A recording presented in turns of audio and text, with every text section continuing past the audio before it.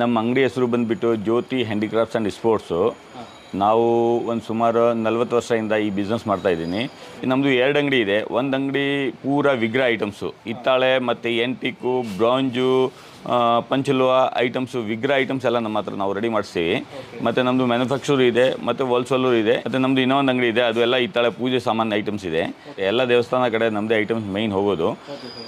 Last ಜನವರಿಯಲ್ಲಿ ಇದು ರಾಮ ಜನ್ಮಭೂಮಿ ಪ್ರಾಣ ಪ್ರತಿಷ್ಠೆ ಆಯ್ತಲ್ಲ, ಅಲ್ಲಿಗೆಲ್ಲ ನಮ್ಮ ಅಂಗಡಿಯಿಂದ ಸಾಮಾನು ಹೋಗಿದೆ. ಮತ್ತು ನಮ್ಮದು ಸೌತ್ ಕೇಂದ್ರ ಮತ್ತು ತಮಿಳುನಾಡು, ಕರ್ನಾಟಕ, ಆಂಧ್ರ 4 ಸ್ಟೇಟ್ಗೆ ನಾವೇ ಮೇಯ್ನ್ ಸಪ್ಲೈಯರು.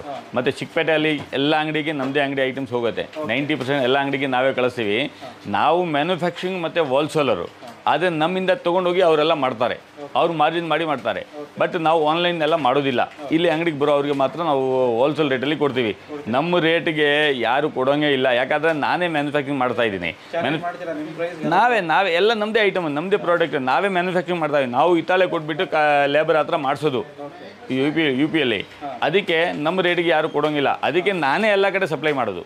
ಜ್ಯೋತಿ ಅಂತ ಬ್ರ್ಯಾಂಡ್ ಇರುತ್ತೆ. ನೀವು ಯಾವ ಏರಿಯಾಗೆ, ಯಾವ ಅಂಗಡಿಗೆ ಹೋಗಿ ನೋಡಿ, ನಮ್ಮದೇ ಐಟಮ್ಸ್ ಇರುತ್ತೆ. ನಾವೇ ಪ್ರಾಡಕ್ಟ್ ಕೊಡ್ತೀವಿ, ಅವ್ರು ನಮ್ಮಿಂದ ತೊಗೊಂಡೋಗಿ ಅವ್ರ ಮಂದಿಗೆ ಮಾಡ್ತಾರೆ. ದೊಡ್ಡ ದೊಡ್ಡ ಮಾಲ್ಗೆಲ್ಲ ನಾವೇ ಕಳಿಸ್ತೀವಿ, ಸೂಪರ್ ಮಾರ್ಕೆಟ್ಸ್ಗೆಲ್ಲ ನಾವೇ ಕಳಿಸ್ತೀವಿ.